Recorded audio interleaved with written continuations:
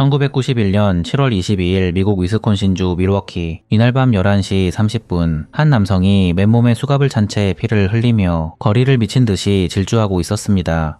그의 이름은 32세 트레이시 에드워즈. 놀랍게도 그는 죽음의 공포에 사로잡혀 필사적으로 도망치는 중이었습니다.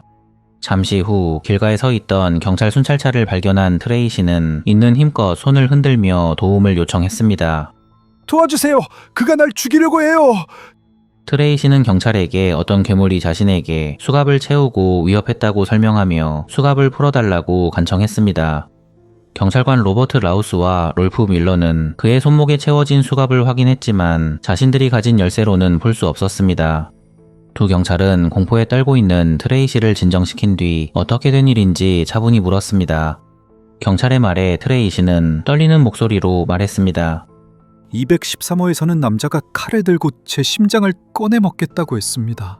트레이시는 괴물의 집에서 탈출하기 전 약 4시간 동안 그 집에 갇혀 있었다고 진술했습니다. 즉시 경찰은 트레이시의 안내를 받아 노스 25번가의 옥스퍼드 아파트 213호로 향했습니다. 경찰관 2명은 트레이시가 지목한 아파트 213호 문을 두드렸습니다. 잠시 후 금발의 백인 남성이 문을 열었습니다. 그의 이름은 31세 제프리 라이어널 다머. 그는 태연한 미소를 지으며 경찰을 맞이했습니다. 제프리는 경찰에게 상황을 설명하며 모든 것이 그저 오해일 뿐이라고 경찰을 안심시켰습니다. 그러나 경찰이 트레이시의 손목에 채워진 수갑에 대해 묻자 제프리는 당황한 기색을 보이며 자신이 채운 것임을 인정했습니다. 다만 그는 이유는 설명하지 않았고 수갑 열쇠가 침대 옆 옷장에 있다고 말했습니다. 경찰관이 침실로 들어가 옷장을 확인하던 중 그는 옷장 옆에 있는 서랍 하나가 수상하게 열려있는 것을 보았는데 자세히 살펴보니 서랍 안에 폴라로이드 사진 수십 장이 들어 있었습니다. 충격적이게도 그 사진 속에는 훼손된 남성들의 시신이 담겨 있었습니다. 경찰은 이 사진들이 제프리의 아파트에서 촬영된 것임을 직감했고 곧바로 거실로 나가 외쳤습니다. 수갑 채워! 이 자식이 범인이야! 제프리는 경찰이 사진을 들고 있는 모습을 보자마자 순간 당황해 필사적으로 몸부림쳤지만 곧 두 경찰에 의해 제압당했습니다. 곧이어 현장에 추가 인력이 도착하였고 경찰은 본격적으로 아파트 내부를 수색했습니다. 그 순간 믿을 수 없는 광경이 그들의 눈앞에 펼쳐졌습니다. 현장을 수색하던 경찰이 냉장고 문을 여는 순간 참을 수 없는 죽음의 열기가 쏟아져 나왔습니다. 그 안에는 비닐봉지에 담긴 흑인의 머리와 토막난 시신 일부가 보관되어 있었고 냉동실 역시 같은 것들이 가득 차 있었습니다. 심지어 부엌 서랍에서도 여러 개의 인간 두개골이 발견되었습니다. 거실 구석에 놓인 57갤런짜리 파란색 플라스틱 통에는 염산 용액이 가득 차 있었는데 놀랍게도 그 안에서 또 다른 피해자의 몸통이 떠올랐습니다. 당시 현장에 있던 한 경찰관은 훗날 그곳은 지옥 그 자체였습니다 라고 증언했습니다. 아파트 내부에서는 총 11명의 시신이 직접 발견되었고 제프리가 보관해둔 범행 사진 74장을 통해 추가로 6명의 피해자가 더 확인되었는데 피해자들 대부분은 흑인, 아시아계, 라틴계 남성이었습니다.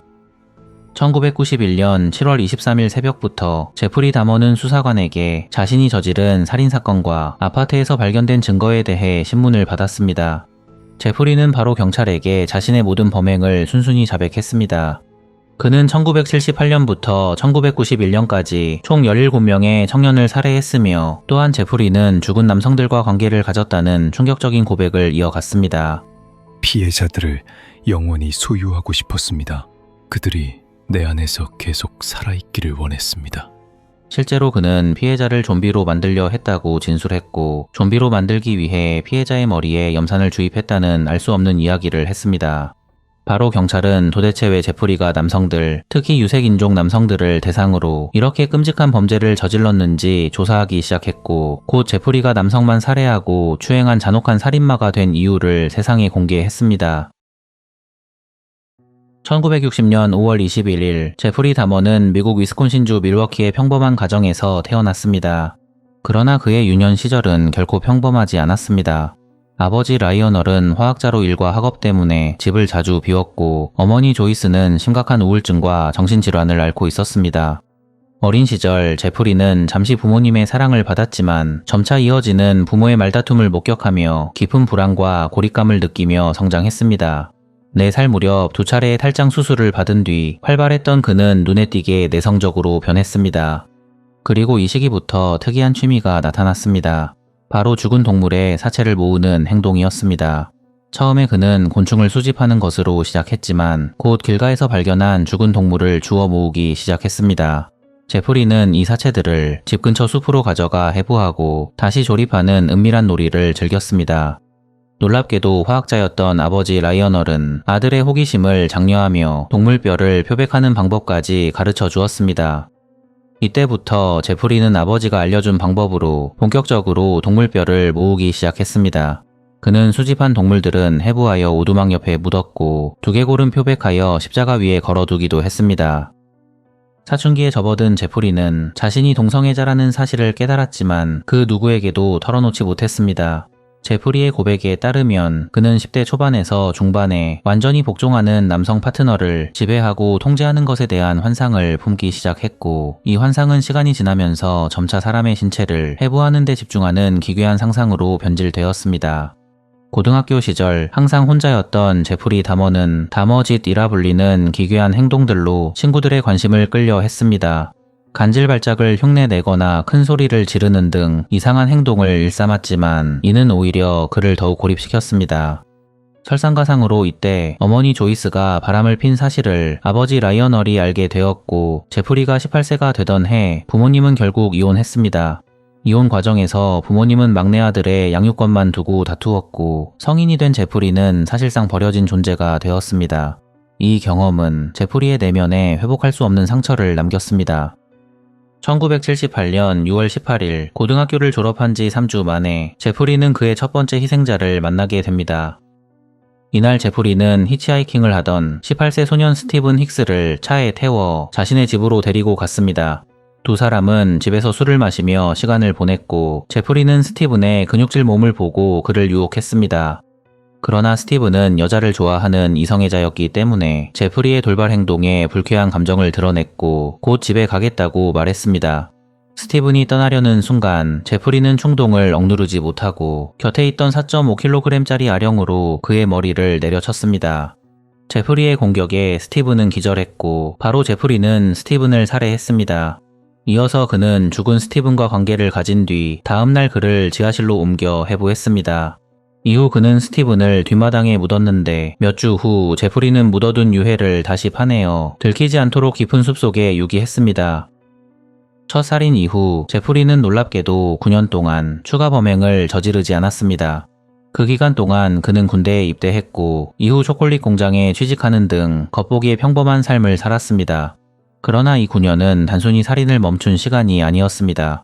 9년 동안 그의 내면에서는 끔찍한 환상이 끊임없이 진화하고 있었고 병적인 욕망은 더욱 정교하게 다듬어지고 있었습니다. 첫 살인이 충동적이었다면 이 시간은 그의 범죄가 조직적이고 계획적인 살인으로 발전하는 준비 기간이었습니다. 1987년 11월 20일 미국 위스콘신주 밀워키, 9년간의 침묵을 깨고 제프리 다머는 두 번째 살인을 저질렀습니다. 그날 밤 그는 술집에서 만난 25세 스티븐 투오미에게 호텔에서 한 잔 더 하자며 접근했습니다. 이렇게 호텔로 간 두 사람은 호텔방에서 가볍게 한잔 하면서 관계를 가졌습니다. 그러나 다음날 아침 제프리가 눈을 떴을 때 놀랍게도 스티븐 투오미는 이미 침대 위에서 숨져 있었습니다. 제프리는 전날 밤 일을 거의 기억하지 못했지만 자신이 끔찍한 일을 저질렀음을 직감했습니다. 그는 여행용 가방을 구해 시신을 넣은 뒤 아무렇지 않은 척 함께 살고 있었던 할머니 집으로 돌아왔습니다. 그는 할머니 집 지하실에서 2시간 동안 스티븐을 해부했고 머리를 제외한 나머지 부위를 쓰레기통에 버렸습니다. 스티븐을 살해한 지 2달 후인 1988년 1월 16일 제프리는 제임스 독스테이터를 살해했습니다. 제프리는 누드 사진을 찍으면 $50를 주겠다고 제임스를 유혹했고 그는 유혹에 넘어간 제임스를 할머니 집으로 데려와 관계를 가졌습니다. 관계 이후 제프리는 약이 든 술로 제임스를 재웠고 이후 스티븐을 살해했던 방식 그대로 제임스를 제거했습니다. 같은 해 1988년 3월 24일 22세 양성애자 리처드 게레로가 같은 방법으로 살해당했습니다. 불과 몇 달 사이에 3명의 피해자가 발생했지만 누구도 제프리의 범행을 눈치채지 못했습니다. 함께 살던 할머니조차도 손자가 끔찍한 범죄를 저지르고 있다는 사실을 전혀 눈치채지 못했습니다. 1988년 9월 중요한 사건이 발생합니다. 제프리는 소맥 신타 솜폰이라는 소년을 만났는데 그는 소맥에게 돈을 주고 사진을 찍자고 유혹했습니다. 제프리는 소맥에게 약물을 먹이고 추행했지만 다행히 소맥은 탈출에 성공했습니다. 며칠 뒤인 1988년 9월 27일 제프리는 신고를 받고 출동한 경찰에게 체포되었습니다. 그는 1년 징역과 집행유예 5년을 선고받았지만 실제로 그는 일주일만 수감된 뒤 보석으로 풀려났습니다. 이후 계속해서 제프리는 남성들을 할머니의 집으로 유인해 관계를 가진 뒤 제거했는데 드디어 시간이 지나면서 할머니는 제프리의 이상한 행동을 눈치채기 시작했습니다. 손자가 밤마다 술을 마시고 젊은 남성들을 집으로 데려오는 모습에 할머니는 그가 범죄자가 아닌 동성애자가 아닐까 의심했습니다. 제프리의 할머니는 손자에게 계속 술을 마시고 밤늦게 젊은 남자들을 집에 데려올 거면 당장 나가서 혼자 살라고 했습니다. 1990년 5월 14일 제프리는 결국 독립해 밀워키 노스 25번가 옥스퍼드 아파트 213호로 이사했습니다. 혼자 사는 자유로운 공간에서 제프리의 범행은 본격적으로 가속화되었습니다. 제프리는 이사 온 지 6일 만에 다시 살인을 시작했고 이후 4개월 동안 무려 4명의 남성이 그의 희생자가 되었습니다. 제프리는 주로 밀워키의 게이바나 빈민가 거리에서 젊은 남성들을 물색했습니다. 흑인, 아시아계, 라틴계 등 유색인종 남성들이 주된 표적이었고 특히 흑인 남성이 타깃이었습니다.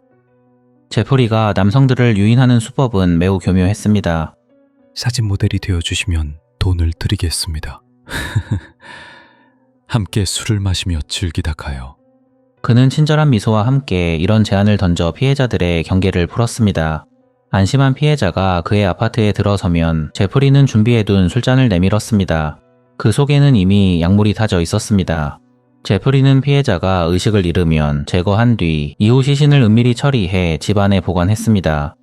이렇게 범죄를 이어가던 제프리 다머는 1991년 4월 7일 에롤 린세이를 살해하면서 처음으로 끔찍한 실험을 시도했습니다.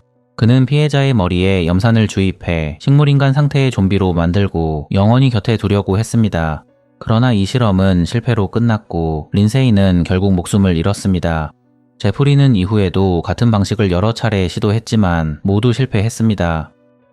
1991년 5월 27일 새벽 제프리의 아파트 앞에서 충격적인 일이 벌어졌습니다. 벌거벗은 소년이 비틀거리며 거리로 뛰쳐나온 것입니다. 그는 라오스계 미국인 코네락 신타솜폰이었습니다. 불과 하루 전인 5월 26일 오후 제프리는 위스콘신 애비뉴에서 코네락을 만났습니다. 놀랍게도 코네락은 3년 전 제프리의 집에서 기적적으로 탈출한 소맥 신타솜폰의 동생이었는데 당시 제프리는 코네락이 소맥의 동생인 것을 전혀 모르고 있었습니다. 코네락을 집으로 데리고 오는데 성공한 제프리는 끔찍하게도 코네락도 좀비로 만들기 위한 실험을 시도했습니다. 그러나 제프리가 잠시 술을 사러 집을 비운 사이 코네락은 기적적으로 의식을 되찾고 제프리의 집에서 탈출했고 당시 지나가던 여성 3명이 코네락을 발견하고 즉시 경찰에 신고했습니다. 신고를 받고 경찰관 존 발체르작과 조셉 가브리시가 현장에 도착했을 때 코네락은 완전히 정신이 나간 상태로 길가에 앉아 있었습니다. 잠시 후 그를 뒤쫓아온 제프리 다머가 태연하게 경찰에게 다가와 말했습니다. 얘는 제 남자친구입니다. 술에 취해서 저러는 겁니다. 충격적이게도 경찰은 코네락의 온몸에 상처가 있었음에도 불구하고 제프리의 말만 믿고 코네락을 다시 제프리의 아파트로 돌려보냈습니다. 옆에서 신고를 했던 여성들이 걱정을 했지만 경찰은 그들의 말을 무시했습니다. 경찰이 형식적으로 제프리의 집 안을 둘러보았을 때 거실 한쪽에는 화학약품이 담긴 드럼통이 있었고 침실에는 3일 전 희생된 토니 휴즈가 있었습니다. 그러나 경찰은 이 사실을 확인하지 않고 현장을 떠났습니다. 현장을 떠나면서 경찰은 무전으로 취한 아시아인 남자를 그의 남자친구에게 돌려보냈다고 조롱하는 발언을 했고 동료들의 웃음소리가 무전에 녹음되었습니다. 경찰이 떠난 직후 제프리는 다시 범행을 이어갔고 결국 코네락은 목숨을 잃었습니다. 만약 경찰이 제프리의 신원 조회만 했다면 그가 보호관찰 중이며 코네락이 바로 3년 전 제프리에게 당한 소맥의 동생임을 알 수 있었을 것입니다. 제프리 자신도 나중에 둘이 형제인 것을 알고 믿을 수 없다고 말했다고 합니다. 코네락 사건 이후 가족은 밀워키시를 상대로 소송을 제기했고 1995년 $85만 합의했습니다. 당시 현장에 출동했던 경찰관 존 발체르작과 조셉 가브리시는 해고되었지만 1994년 법원 판결로 복직했고 각각 5만 5천 달러의 체불임금을 받았습니다. 더 나아가 존 발체르작은 2005년 밀워키 경찰협회 회장으로 선출되기도 했습니다. 만약 그날 경찰이 제대로 대응했다면 이후 제프리에게 희생된 4명이 목숨을 잃지 않았을 것입니다. 코네락 사건 이후에도 제프리 다머의 범행은 멈추지 않았습니다. 1991년 6월 31일부터 7월 19일까지 불과 3주 동안 4명의 남성이 연달아 목숨을 잃었습니다. 이제 제프리의 아파트는 문자 그대로 살인공장이 되어버렸습니다. 그가 이처럼 계속해서 경찰의 수사망을 피할 수 있었던 이유는 단순한 실수 때문만이 아니었습니다. 당시 경찰 조직에 만연했던 인종차별과 동성애 혐오라는 구조적 문제가 작용했기 때문입니다. 1991년 7월 22일 트레이시 에드워즈가 제프리의 마지막 표적이 되었습니다. 당시 트레이시는 밀워키의 그랜드 애비뉴 몰에서 친구들과 술을 마시고 있었는데 그곳에 제프리가 나타났습니다. 두 사람은 잠시 이야기를 나누며 서로를 알아갔고 이 과정에서 제프리는 이상한 제안을 꺼냈습니다. 그는 에드워즈에게 $100를 줄 테니 자신의 아파트로 가서 은밀한 사진을 찍고 맥주를 마시며 영화 엑소시스트를 함께 보자고 했습니다. 트레이시는 제프리의 제안을 수락했고 곧 두 사람은 제프리의 아파트로 향했습니다. 그러나 아파트에 들어선 트레이시는 코를 찌르는 악취와 바닥에 놓인 염산 상자들을 보고 불안감을 느꼈습니다. 트레이시가 아파트에서 나가려 하자 제프리는 재빨리 그의 손목에 수갑을 채웠습니다. 이어서 제프리는 칼을 들고 트레이시를 위협했고 그의 가슴에 머리를 대고 심장 소리를 들은 뒤 작게 중얼거렸습니다. 가만히 있어. 네 심장은 이제 내 거야. 트레이시는 극도의 공포 속에서도 침착하게 시간을 끌며 도망칠 기회를 노렸습니다. 그는 제프리에게 도망가지 않겠다고 말하며 안심시키는 한편 계속해서 탈출할 순간을 기다렸습니다. 마침내 제프리가 방심한 순간 트레이시는 주먹으로 그의 얼굴을 가격한 뒤 문을 향해 달려나갔습니다. 손목에는 여전히 수갑이 채워져 있었지만 그는 죽을 힘을 다해 아파트를 빠져나왔습니다. 밤 11시 30분 맨발로 거리로 뛰쳐나온 트레이시는 노스 25번가 모퉁이에서 경찰 순찰차를 발견하고 구조를 요청했습니다. 이로써 제프리 다머의 13년에 걸친 연쇄살인 행각은 막을 내리게 되었습니다. 체포된 후 제프리 다머는 순순히 범행 과정을 자백했습니다. 그의 진술 덕분에 경찰은 희생자들의 이름을 비교적 빠르게 확인할 수 있었습니다. 그렇게 밝혀진 피해자는 13년에 걸쳐 총 17명, 모두 젊은 남성이었습니다. 이 가운데 11명이 흑인이었고 나머지는 라틴계와 아시아계에 속한 소수 인종이었습니다. 1992년 1월 30일 제프리 다머의 재판이 시작되었습니다. 제프리의 변호인은 그가 경계성 인격장애와 정신분열증을 앓고 있다며 심신미약을 주장했습니다. 그러나 검찰은 다른 주장을 내세웠습니다. 제프리가 범행 당시 치밀하게 증거를 인멸하고 경찰에게 반복적으로 거짓 진술을 해온 점을 강조하며 그가 범행을 저질렀을 당시 완전히 정상이었다고 주장했습니다. 재판 과정에서 가장 가슴 아픈 순간은 피해자 가족들의 증언이었습니다. 에롤 린세이의 누나 리타 이스벨은 증언대에 서자마자 제프리 다머를 향해 당신은 악마다 라고 외쳤습니다. 그녀는 분노와 슬픔을 주체하지 못해 몸을 떨었고 법정은 피해자 가족들의 울음과 절규로 가득 찼습니다. 1992년 2월 17일 판결 직전 제프리 다머는 최후 진술에서 이렇게 말했습니다. 감옥에서 끔찍한 시간을 보내게 될 것이라는 것을 알고 있지만 제가 저지른 일 때문에 어떤 대가를 치르더라도 마땅합니다. 판사님, 감사합니다. 저는 사형을 받을 준비가 되어 있습니다. 어떤 배려도 바라지 않습니다. 드디어 배심원단은 제프리가 정상적인 정신 상태에서 범행을 저질렀다고 판결했습니다. 제프리는 경계성 인격장애, 분열형 인격장애, 정신병적 장애 진단을 받았지만 법적으로는 정상으로 판결받았습니다. 재판부는 제프리에게 15건의 1급 살인 혐의에 대해 15번의 종신형, 총 937년형을 선고했습니다. 위스콘신주는 1853년부터 사형제를 폐지했기 때문에 사실상 가능한 최고형이었습니다. 같은 해 5월, 제프리는 첫 번째 희생자 스티븐 힉스 사건으로 오하이오주에서 추가로 종신형을 선고받아 총 16번의 종신형을 확정받았습니다. 제프리 다머가 교도소에 수감된 이후에도 그의 악명은 사라지지 않았습니다.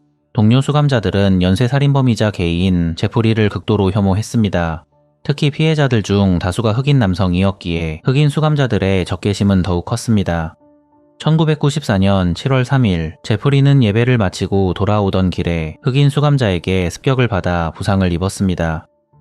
그리고 4개월 후인 1994년 11월 28일 아침 그는 교도소 내 화장실 청소 작업 중 크리스토퍼 스카버라는 수감자의 공격을 받았습니다.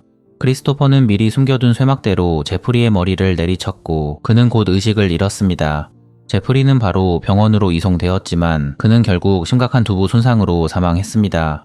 34세의 나이로 맞이한 연쇄살인범의 죄우였습니다. 제프리 다머 사건은 미국 역사상 최악의 연쇄살인 사건 중 하나로 기록되었습니다. 총 17명의 젊은 생명이 희생되었으며 그중 다수는 사회적 약자에 속한 흑인과 아시아계 라틴계 남성이었습니다. 특히 코네락 신타손폰 사건은 경찰의 편견과 직무태만이 얼마나 끔찍한 결과를 초래할 수 있는지 보여주었습니다. 만약 그날 경찰이 단순히 신원조회만 했더라면 코네락은 제프리의 손에 죽지 않았을 뿐만 아니라 이후 제프리의 손에 희생된 4명의 남성이 목숨을 구할 수 있었을 것입니다. 이렇게 이 사건은 단순히 한 개인의 광기를 넘어 제도의 실패와 사회에 뿌리내린 차별을 드러낸 비극이었습니다. 인종차별과 성소수자에 대한 혐오가 교묘히 작용하면서 연쇄살인범에게 일종의 면죄부가 주어졌던 것입니다. 겉으로는 평범한 청년이었던 제프리 다머, 그러나 그의 내면에는 상상을 초월하는 어둠이 자리 잡고 있었습니다. 그리고 우리 사회의 편견과 무관심은 그 어둠을 더욱 깊게 만들었습니다. 이렇게 제프리 다머라는 이름은 지금까지도 미국을 넘어 인류 역사상 가장 잔혹한 연쇄살인마 중 한 명으로 기억되고 있습니다.